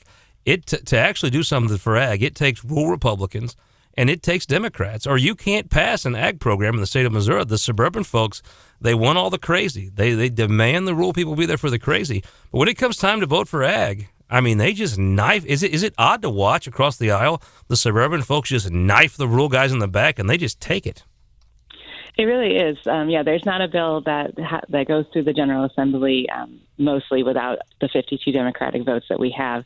And so, yeah, that puts us at the seat for discussions and absolutely gives us an opportunity to show that we're more than what folks think we are in the state, but we actually care about rural Missouri, too. Well, you've turned it around. I mean, there's two things that happened. It's the right place, right time. First of all, it was interesting to watch the suburban Republicans just turn both guns and try to destroy the rural Republicans. But before then, you've had to grow that caucus. I mean, you've added 8-10 members, and the math doesn't always count, but the half a dozen times a year it counts. They're big bills, and it really matters to have that Democrat caucus and to be able to go talk to some reasonable members in your party and work on a bipartisan bill, because without that, and I think the future, that's even more of that. Yeah, absolutely. We've definitely been flipping seats, and to your point, I think there's going to be probably another 5 more Democrats through this next election in the state house. Ooh, 5? I think so, yeah. All right, now, if you don't hit 5, we're going to blame Ashley Awney for that, your replacement, right? That works for me. I saw the Teamsters endorsed you. Good, hard-working folks. Yes, thank you. Yeah, labor is really coming out strong very early for us, and it's exciting. Well, this is the time of year that the Teamsters, you hug your Teamster, right? I have bought so many packages that get delivered. It's almost embarrassing, and half of those, maybe more, that are delivered or touched someplace in the chain by a Teamster. Yeah, absolutely, and it's almost every day at this point that they're coming to your door, so you get to know them well too. Leader Quade, we do appreciate you joining us live on the program. It's always good to hear from you, and we appreciate it. I know you're running for governor, but in terms of the session coming up, which is basically less than a month away, the numbers are still right now: Republicans 111 seats, Democrats 51, and again, you've picked up seats, and you believe you'll pick up 5 more. Ideally, what would be 1 or 2 main priorities you'd like to see done by the House if you could do it? If you could wave a magic wand and get something done. Well, I love the concept of waving a magic wand, but I also like to be a little bit more pragmatic than that. We know this next year is going to be intense because so many Republican state House members are running against each other for those Senate seats. And, of course, we've got lots of senators running against each other for higher office. And so it's going to be a contentious year. But I do think that there's a lot of space for some things to get done. And a big bipartisan effort we're hearing a lot from, not just within the General Assembly, but from the governor himself, is childcare. So I'm really excited that we might find some space in the childcare area where we can work together and actually help folks out. And particularly, that's an issue that is affecting rural Missouri quite a bit because so many of our schools are on 4-day school weeks and there's just no one to help out with the early age kiddos. And so I'm hopeful we can get something done there. And I did speak to your colleague, Representative Shields, who was very confident about that. And there were obviously strong Democratic support for that. Senator Arthur carried the bill, and the reason it died because of a Republican filibuster that was a couple senators reading out of books. So they were hopeful of that. If I may follow up, too, the governor will find out his budget proposal probably early to mid-January. But in the past couple of sessions, he has funded Medicaid expansion under orders. I know he was under orders from the court, but obviously he did fund it. Are you confident that Medicaid expansion will be funded in January as well? Oh, absolutely, I am. We have seen, in my time in Jefferson City, we have had 19 rural hospitals closed, and a big piece of that was because there just wasn't enough funding to keep those doors open. And so now that Medicaid expansion has been funded by the General Assembly and the governor continues to make it a priority, we know folks all over the state deeply care about having affordable health care. Folks are using it, and so, I think that he's going to propose that again. Thank you, Leader Quade. Representative, give us your take on the ethics investigation into Speaker Plucker. Oh, goodness. That is one that, there's one, I'm not privy to the information that is going on in that hearing. So I can't give you any secret insider scoops. I wish I could, but I can't. I think that it's an unfortunate, another distraction that we're going to have in an already contentious election year. We don't know how long this is going to go on for, but I do know that we could guess enemies of the speaker are going to continue to dig in and use this to distract from the stuff that needs to actually be happening for Missourians. So it's unfortunate that this is going on.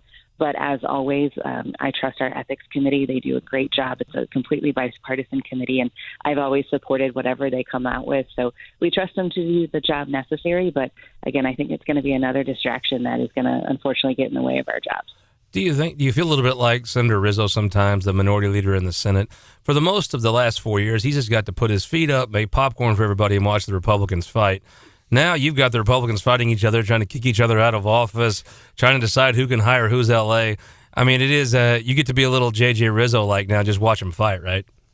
Yeah, it's going to be nice because, I often find myself being more like the mom in the room and trying to keep them, from burning everything down and just being really stupid. But at this point, because they are attacking each other so much, it is a lot more like the Senate. So I don't know if the House members just got bored and wanted to be like them. I don't know. So let me ask you this. There's some question right now in the House over who hires your LAs. Your staff, you have one of the better staffs I've ever seen in the minority leader's office. I mean, you've got several talented folks, starting with Michelle, who you had before you were minority leader. Who does Michelle work for? Does she work for you or does she work for the House clerk? Michelle works for the people of the 132nd District. That's who Michelle works for. But to get into the actual question that you're asking, we get to hire our LAs. That's the benefit of it. But do you? Yes, we do. I think it's going to be interesting to decide if you actually do or you don't. That's going to be an interesting thing. Maybe it's a little inside baseball. Let's talk about something that's not inside baseball. Yesterday, the Missouri Times reported that today it's likely Senator Carl Esslinger will be tapped to head DESE starting in July after session. What do you think of Carl as the pick to head DESE? I think I generally am avoidant of picking politicians to run our departments, but I'll tell you that Carla is one that I got bipartisan text messages from everybody yesterday who were thrilled with the pick by the governor to head DESE. She is somebody who has worked across the aisle in her years in the elected capacity to come up with great education policy, and I think folks are excited that she's taken over. Look, I mean, I don't think it's any secret that on the other side of the aisle there are a lot of DESE fans, but also what people don't see is tons of schools and folks in the education establishment just want rid of DESE. They just see it as an annoyance. I think there was some dark days ahead if they didn't get this pick right, and I think old Charlie Shields, Peter Hershen, the folks on that board, Mary Schrag, I think they did pretty well by getting a Wasola gal who's not far from Webster County from where you're from. I actually think that department was going to start to see significant wholesale. There's going to be change in education no matter what. That's just going to happen. whether it's changed in order to make it better or just to tear it down, I think a pick like Carl Esslinger, it makes a lot better shot that the changes are actually to make it better instead of just get rid of it. Absolutely. And she has shown in her time that she's somebody who really wants to know all of the details and wants to talk to everybody impacted by the bills or by the policy changes at this point and the regulatory changes. And so, yeah, I'm really hopeful that she's going to turn the ship around. And I would say, you know, the issues with DESE are not just partisan issues. I have had Democrats come to me with their frustrations over the past few years as well, especially folks from the education space who have worked there for a very long time. And yeah, I think this was an interesting move, and we're excited to see where she takes it. I've personally been on these airwaves defending DESE in this education establishment. They couldn't have knifed me harder. I feel you. It is a startlingly bizarre operation that is in desperate need of. I was kind of in the pan of just burn it down. But with Carl Esslinger, if you give it to Carl Esslinger, well, if she's running something, it's not going to be incompetent. Yeah, absolutely. And she's proven that. And so, you know, while I don't agree with her with everything in her elected capacity, I think that this is, I highly respect her. She is well liked by everyone, and I know that she's going to give this job everything it deserves. All right, just me and you chewing the fat here. Who do you want to run against? You got Bill Eigel, Jay Ashcroft, Mike Kehoe. You're going to be waiting for that Donnybrook to end in August to run against one of them. Which one do you want? Yeah, you know, my opinion on that changes almost every day, to be honest with you, because it is going to be a really interesting year to see. You know, they're already starting their paid attack ads against each other online. And so this is another situation, to your point earlier, where with their primary fight, I kind of get to kick my feet up and just watch and keep my head down and do the work of raising money and traveling the state that I need to on my side. But to answer your question, you know, I think that when it comes to whether it's Bill Eigel pretending to burn books and whatever he's saying about doing that in the future, that provides a space for us. Ashcroft, obviously the most extreme, and the name ID that I think is going to draw some national attention. So that's who we're looking towards to be winning that. See, I'll just tell you, I think this is just my white trash intuition tells me, my crystal meth ball, as we'd say it down in southeast Missouri, I think you want to run against Ashcroft. I think it gets your competitive juices flowing and gets you angry. Am I wrong? Oh, you're definitely not wrong there. I mean, we already go toe-to-toe in committee all the time because he doesn't remember what his job is, and he likes to show up to testify on things that are completely. I give him credit for that. I like the fact he comes in. But I think Millie's kind of with you. Millie's for Kehoe, but I think Millie's actually for Claudia Kehoe, right? Yes. I think we all are. Yeah, I think that's about right. Representative Quade, good luck on the campaign show. Hope you'll come back and visit with us here on Wake Up Mid-Missouri. Thanks for the time. Thanks so much for having me. I can't let you go. Wait a minute. You got to chime in. Best fast food breakfast. Where at? Oh, goodness. I don't know if it qualifies as fast food, but I go to Waffle House. Yeah, that's good. It's good, that's for sure. Waffle House is good. But I don't really, to me, Waffle House is like pre-breakfast at like 1:30 in the morning is kind of where I'm hitting the Waffle House at.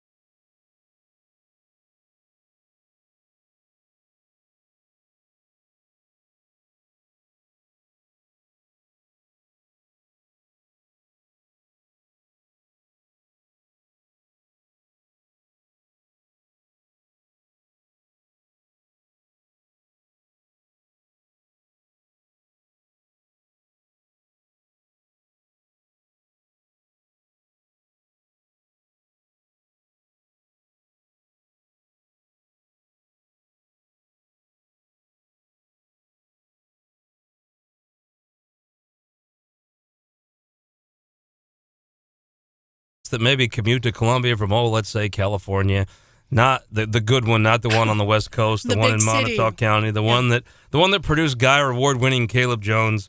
Let's talk about gas prices here. You know, no matter where you are in life, you want to know why inflation's a big deal, look at gas prices. It affects every single thing we do buy. They've been going down. Even people that are pro-Biden folks, I got a lot of folks that like Biden, and I think Biden's a fine guy, whatever. But you can't deny Trump was just better at gas prices. He was just better at the economy. I don't think there's any logical person that could say the world wasn't more at peace and there wasn't just a better economy. It's gas prices. Millie, what is the average gas price today in Missouri? $2.80 for a tank of gas. I tell you, when I look at that F-150 I drive and I have to pay $100 to fill it up, boy, I wish that orange jerk would come back and hurt people's feelings and lower those gas prices. I miss that guy when I fill that truck up. But hey, you know, if you're going to knock Biden for high gas prices, good on them when they're coming down.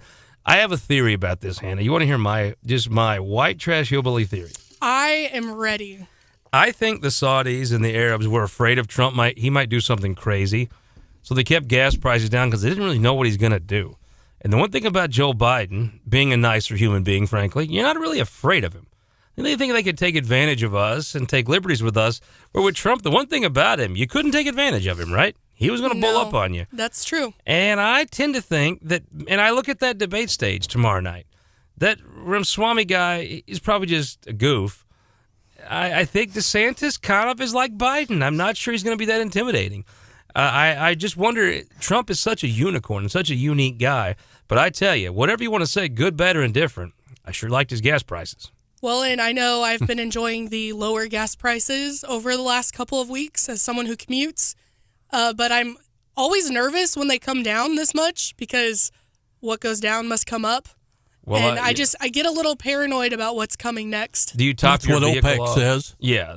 You have to top your vehicle off when you see that price go under $3. John, let me ask you. All right, this is the great. Hannah, you drive from California through Jeff City, and now you don't have, because Ron Fitzwater liberated downtown, you don't get 18 parking tickets when you drive through town. But you come to Columbia. Are the Jeff City prices higher in gas? Always much higher, and I've never Isn't that understood right? it. Yeah. I mean, literally, it's higher than California. It's higher than Columbia. John, you're the radio legend. Real quickly, why? Oh, the rumors out there that have existed for years about the Jefferson City gas mafia and the accusations of them setting prices. I had a tanker truck driver one time explain it to me as they're coming from different terminals, so it's different prices even at different gas stations in the same market. Millie, so, believe what you want. Since Andrew messed up what's out with Hannah, get the general back on the phone. He's got to look into this. It is truly higher gas in Jeff City. I don't get it. Well, yesterday in Columbia, I saw a gas station at $2.78. And then Winter chicken dinner. Right. Most places in Jefferson City are just barely under $3. We're going to be right back with the voice of my adulthood, Dan McLaughlin, here on the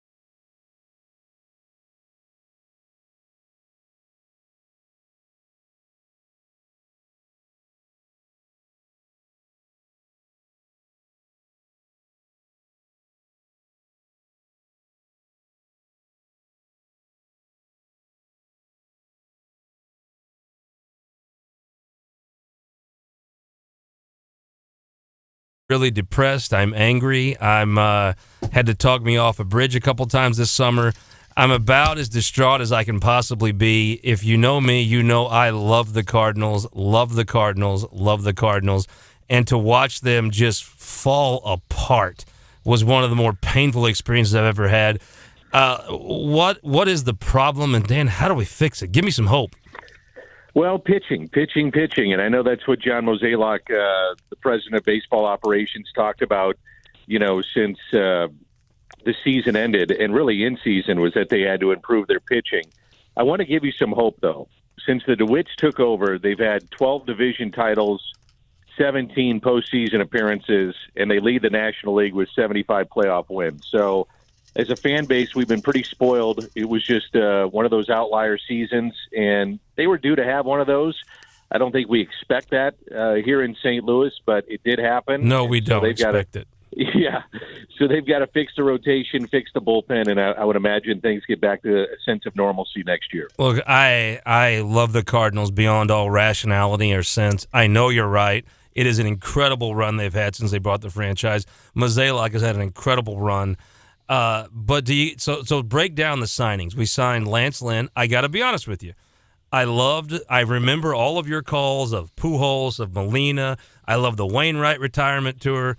I'm a little over retirement tours. I want to win championships. Did you know, Dan, there are children in this state who are in junior high that have never seen a Cardinals World Series? I know. That's hard to believe, isn't it? What do you think of Lance Lynn and Kyle Gibson? I think one of the things that you got to remember with Lance Lynn is that he's the rusty nail. And I think that with, some of these young kids that are coming up, that's important to have a guy like that. But bottom line is it's what you do between the white lines, and for him, what he does on the mound. I've talked to some people that would be in the know, and they feel that the dip in velocity and the home runs that he allowed a major league high last year, almost 50, was that there was a dip in the angle of his fastball. So if that happens, you can fix that mechanically. And so the concerns are the home runs, his ground ball percentage dipped as well. And the problem was any ball that went in the air, about a fourth of the time it went over the wall. So there's some things concerning with that. There's some things that concern you with Kyle Gibson. But the thing is, and I get it. I mean, the Cardinal fans want to see him go big and bolder than Kyle Gibson and Lance Lynn. They want proof that this isn't it, and I get that, and they got Sonny Gray. But, if you look at it, Gibson, Lynn, Michaelis, Matz, and now Sonny Gray, and I don't know if Matz is going to be in this by the time it all shakes out, but they would have been fourth in Major League Baseball in innings, and they needed innings. They needed to get coverage in that department, and the bullpen was left to cover way too many outs. So you get guys that give you innings in Lynn and Gibson, and that's probably a good thing for them. Dan, we appreciate you joining us. Dan McLaughlin was a couple of years behind me at Lindenwood when I was, both of us were there at Lindenwood College, now Lindenwood University. Dan, it's always a pleasure to hear your voice. The Cardinal Caravan will be here in Columbia. We don't know all the details, very little, but they'll be in Columbia on the 13th. They'll be in Jefferson City on the 12th, and then winter warm-up coming up as well. You've been to so many of those. I remember seeing you just a couple of years ago in Jefferson City at Missouri Farm Bureau. Dan, what sticks out to you about those events, the winter warm-up and those caravans to these various communities? The kids. I don't know if every kid gets the opportunity to go to Busch Stadium, and they may turn on the game in the car on the radio or be out barbecuing and listen on the radio or at the lake, or you're at home watching on television, so you don't get to see these guys up close in person. And then when the kids get the chance to see them, their eyes light up like saucers. That's the cool part about it, is that it's an intimate setting to where the kids get a chance to see some of their heroes. And I use that term lightly, but in a kid's realm, in a kid's world, they are their heroes in a lot of ways. And so I think that's the biggest part, is just seeing the kids and the families come together and a chance to see these guys up close. Dan, we're joined by a guy who got the big shout-out. My son, Gussie, who you've met, was at the Cardinal Caravan last year, and John Rooney gave John Marsh the biggest shout-out. John, you had to feel like the belle of the ball. Oh, Rooney and I go way back. Matter of fact, we worked in radio before he was with the White Sox or anything. My question to Dan, We saw the big bucks for Sonny Gray coming in and free agency and all. What's free agency going to mean for the Redbirds next year if we lose a lot of the rank and file? Well, they do have club options on some of these guys, too. So that's something to consider. It's performance-based as to whether or not they would come back. Some of these deals are back-loaded, so especially Sonny Gray's. So there's wiggle room with that. And so, I think you just have to wait and see until you get there. Dan, are we underselling Sonny Gray? I mean, the fact of the matter is Sonny Gray is an elite pitcher. I think that the first two signings were underwhelming, and I think they may be coloring the brush. Sonny Gray is a legitimate top-of-the-rotation guy, right? Absolutely. And, he was second in the Cy Young in the American League, and I think you when people look at the numbers anymore, they're kind of skewed from when you and I grew up. I mean, we looked at wins, losses, ERA, innings, how many starts. That's just not how the game is played anymore. It's about swing and miss, and what happens with swing and miss? Pitch counts go up. You don't last further into games, and a lot of people don't look at wins and losses anymore because those are dependent on other people on the field to score runs or make plays. So if you start going into the analytic numbers of what he's done, which I'm not a huge analytics fan. I think there's a place in baseball and all sports for it, but you can't measure guts, and he's got guts, and that's the one thing that they needed. They needed kind of the guy to take the ball every fifth day, and if there's a losing streak, he's the kind of guy that can match up with another number one and give you a chance to win. I remember you used to describe the Rusty Nail comment. You described once at a baseball writers' dinner my favorite half-season Cardinal, Will Clark, as the Rusty Nail that team needed. Is that kind of in the same vein Lance Lynn is? I think so. And when I think of Rusty Nails over the last 30 years, that's the one that comes to mind is Will Clark. I mean, he came in and kind of changed the culture of that club with certain players, which was needed. And with the young kids that they have coming, and I'm talking about Tinkins, Graceffo, McGreevy, you got to learn how to be a pro. And so when you're around Kyle Gibson and Sonny Gray and Lance Lynn, you're going to learn how to be a pro. And that's something I think that was part of the equation as to why you brought him in. It's big time here in Columbia. Mizzou going to the Cotton Bowl, 10 wins. It's like St. Louis in October is just a desolate, awful place without playoff baseball. When Mizzou is going to a bowl game, Columbia is just a fun place to be in December. Tell folks how cool it's been to watch this team. It's been great. I mean, there's so many alum that are based here in St. Louis, and you turn on the radio, talk radio, and it doesn't matter if it's just news. I mean, they bleed into the news. And if it's a sports station, they're talking about Mizzou, and they're talking about, what's happening down in Columbia. I mean, we crave football here in St. Louis. It's unfortunate with what happened. So our team, in a lot of ways, is Missouri. And to see what they've done, to see that they've got local kids from St. Louis, too, which is something that should be kept in mind. Cody Schrader, Brady Cook, Luther Burden, these are all St. Louis or at least Metro St. Louis kids. There's that tie in there. So there's that fascination with how those kids are playing and what they're doing for the state schools. So it's been awesome here in St. Louis. All right, give me a prediction. Ohio State favored by 2.5. I don't know. I feel good about our chances. What do you think? I like them because Missouri's going to play their big kids. And if you look at Ohio State, I would assume that their wide receiver, Marvin Harrison Jr., won't play. Their QB's already in the transfer portal. So you're not going to see their A guys. And that's two big guys that are not a part of their offense. And, when you look at that and you're trying to play for one game, and I would assume from Ohio State's perspective, potentially a letdown just because they're not in the college football playoff, I like Mizzou's chances. I really do. Urban Meyer really hit Michigan, and they took 10 years of down. Harbaugh just seems to have Ohio State's number. I mean, he just seems to clean their plow. Well, you got guys on the sidelines looking at plays. It's going to help. I'd like to talk uppity about that, but if the Cardinals could steal signs, I'd be all for it if it meant we won. I'm not too proud to admit. Dan McLaughlin, thank you so much for joining us. I can't wait to see what happens at the bowl game, and hopefully the Cardinals aren't done, and we'll have a happy Cardinal caravan and winter warm-up with maybe an arm or two more. What do you think? Yeah, I think so. I think that in particular with the relief corps, that they're going to do something because the rotation, the ERA was above 5. The bullpen was 29th in strikeout rate, 24th in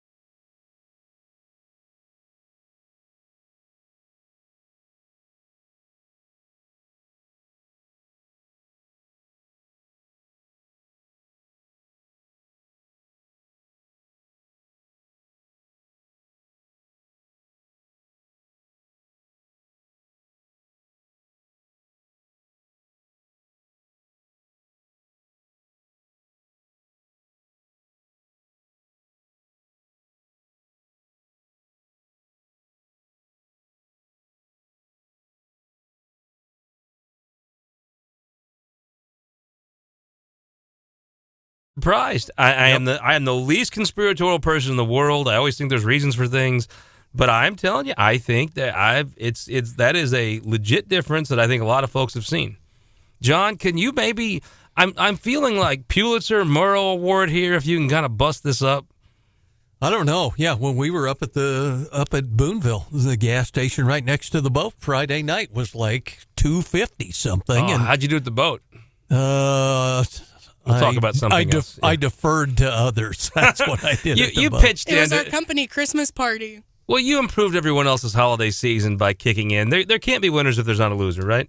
Yeah, very, very, very true. Well, Hannah, what did we learn today? We learned that Kurtis Gregory is going. He's going to the bowl game in Dallas, and his wife pays for their phone plan because when he calls, it comes up. This big, huge, strapping lineman comes up, Kelly Gregory.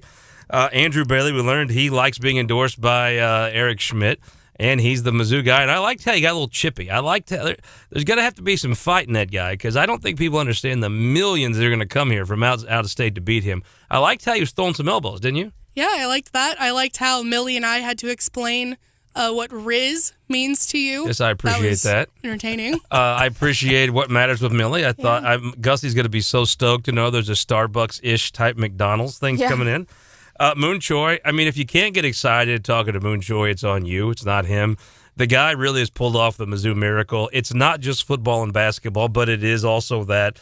It's the quality of the campus. It's the AAU. When you talk, Mun Choi and Robin Winokur are so similar to me because they both just get you excited about whatever they're doing. It just looks like the funnest thing in the room. I love his assignment. Crystal Quade, so much guts coming on this show. Most of our listeners, I can tell from the text line, they might be a little Republican leaning, but I like the fact she came on. You know, here's the thing. Like her, don't like her views, totally get it. I'm not a fan of all of her views either. But the fact she comes on here, says it like it is, I was a fan of. The fact she went down to Farm Bureau, which I'm telling you, Democrats more and more have something to tell Farm Bureau. It's for a long time, they really didn't have much they could tell Farm Bureau they liked. But as the world changes, the Republican Party goes more kind of the weak and suburban. You're seeing the Democrats have more to offer. Now, I still think it's a Republican-dominated organization. I'm a member. My son's been a member. Gussie has been a Farm Bureau member every day of his life but 2. But I'm telling you, more and more of those votes are coming down to be bipartisan. And then Dan McLaughlin, the voice of my adulthood, I got to fanboy out a little bit listening to Dan. You know, John, when he talks, it's like when you do the news, it just sounds like what the news is supposed to sound like. I found myself leaning into the speaker when Dan was talking myself. Nostalgia. We should get him to record the night before Christmas. Like when the news comes on and it's your voice, John, that's what it's supposed to sound like to me. And then when you have Dan McLaughlin come on, I just kind of revert back to Albert Pujols up in the bottom of the ninth, 2 outs. I mean, it just sort of he just takes you back to another place. Jack Buck was the voice of the childhood. Dan McLaughlin's the voice of my adulthood. I couldn't have loved listening to him more. Do you think, John, they're done? Are the Cardinals done signing pitchers? We're going to see some more action. Boy, I don't know. And, you know, we've got all that bullpen, all those down bullpen people, too, who are on the free agency list. So who knows where they'll end up at. One thing I wanted to point out something, you know, and Dan kind of flirted around with the whole Ohio State angle. I know for a lot of people here, their take on it is, how could you root for, number one, a team where their mascot is the Buckeye, and virtually every fan of Ohio State for the last, 30 years has named their dog either Hayes or Woody? Well, I don't think you'll be seeing people name their kids Urban Meyer. I think he may have took care of that. Hey, John, you're tomorrow. Who you got on the show?